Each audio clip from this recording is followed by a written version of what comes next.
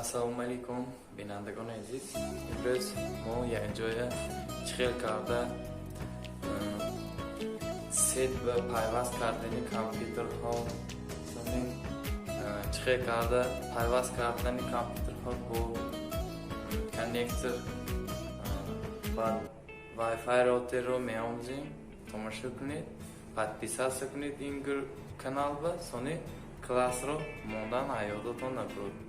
رحمت برای تماشاتون. بینندگان عزیز، برای پیوست کردن با یکچند کامپیوترها من هست.